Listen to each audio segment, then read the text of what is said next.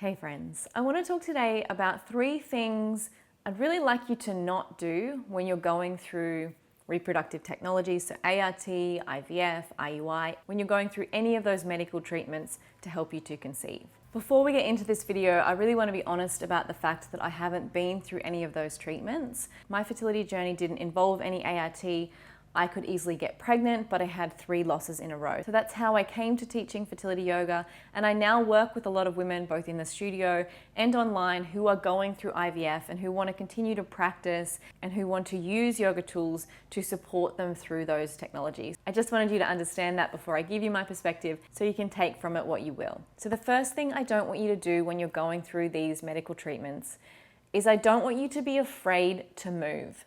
So many of the women that I work with have a real fear of moving their body once they start IVF or once they start preparing for IUI or any of the different treatments that are available. And I understand why. You don't want to stuff anything up in your body. And I think this is why yoga is such a really nice complement to these treatments, because it really teaches listening to your body. Because what's right for me right now won't be what's right for you.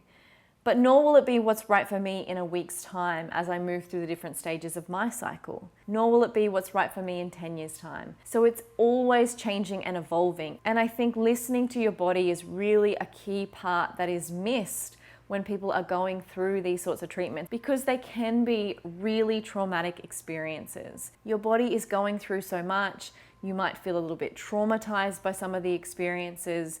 And movement is so important for releasing stress, for releasing that trauma, for all the emotions that we're holding in our body as we go through these treatments. So I don't want you to be afraid to move, but I want you to listen to your body. And I want you to tune in with, does my body feel like moving today? My doctor says to wait 3 days before I move. Does that feel right for me and true in my body? Or would going for a gentle walk really make me feel good right now? And doesn't mean you're going to do a power walk. Just going for a gentle walk without any distractions, being in nature, can be so empowering and stress relieving for your body. Maybe a gentle yin class will feel really good. It's not exercise, it's still movement. Maybe your doctor would just give a blanket no, but actually yin yoga, which is super gentle, super restorative, might actually feel really good right now.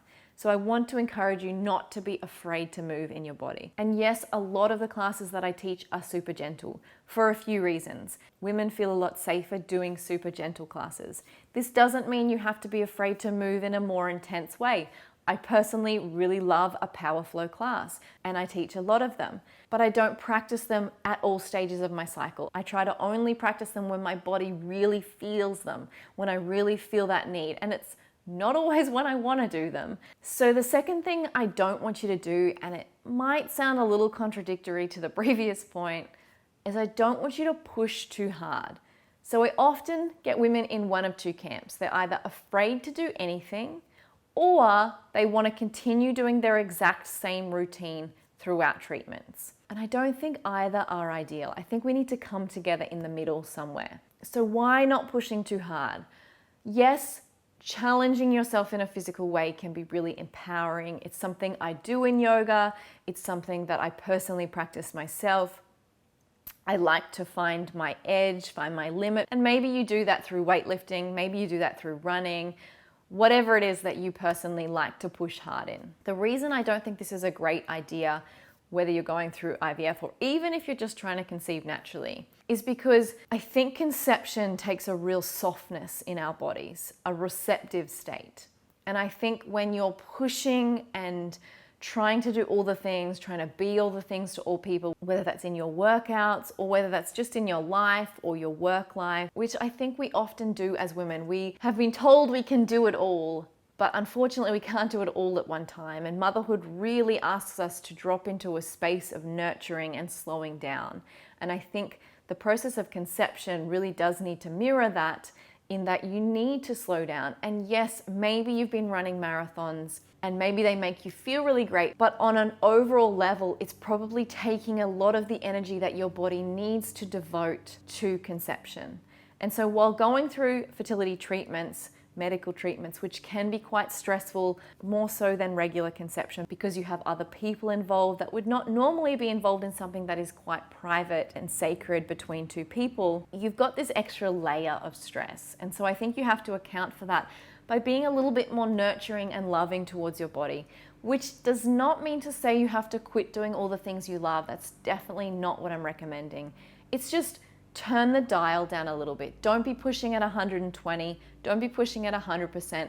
Turn it back to 80 or 60 or maybe 50%. You can still enjoy those activities that you like doing. You can still move your body. Don't be afraid of moving your body. But I just want you to be a little bit softer with yourself. Maybe rest more between reps. Maybe cut the time in half. Maybe move a little bit slower. Focus on your breath. Use that as an indicator. Once you lose your breath, once you start puffing, slow it down. There are lots of things you can do to keep moving your body, but you can do it in a way that's more mindful and in a way that's a lot slower and gentle on the body, so that you're not depleting your body, that you're still reserving that energy for conception, but you're still allowing yourself to release the stress through these activities. And then the third thing I recommend that you don't do is don't allow yourself to be disconnected from your body. A lot of the women I see who go through these treatments become quite disconnected from their bodies because of these reasons I've already shared, because they're afraid to move, so they stop moving. They end up living in their heads. These treatments become all-consuming,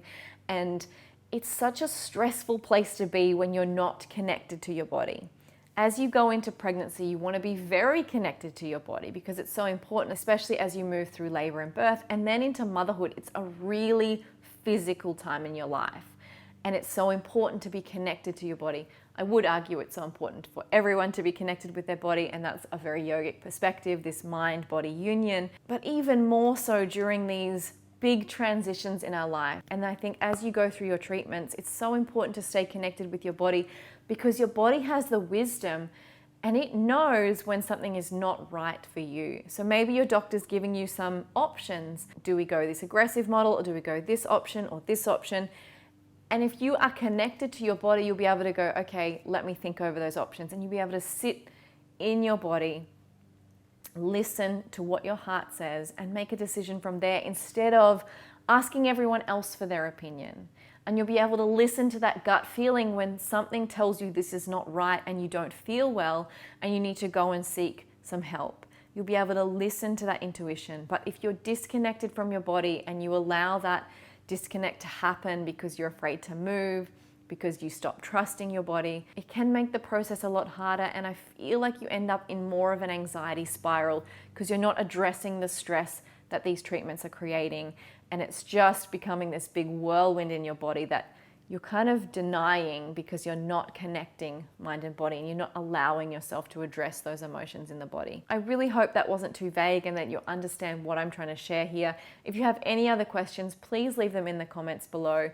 So how do you not disconnect from your body? How do you not be afraid to move in your body? For me personally, the answer is through a yoga practice that changes throughout the different stages of your cycle or is relevant to the stage of treatment that you're currently going through. So I have a series around IVF, and I'm working on some other classes around the different ARTs that are available right now. So if that interests you, go and choose a class that is relevant to where you're currently at. I would love to practice yoga with you. It is so amazing that we're able to do this across oceans just through our screens. And I want to thank you for being here and allowing me to be a part of this amazing journey of yours. Namaste.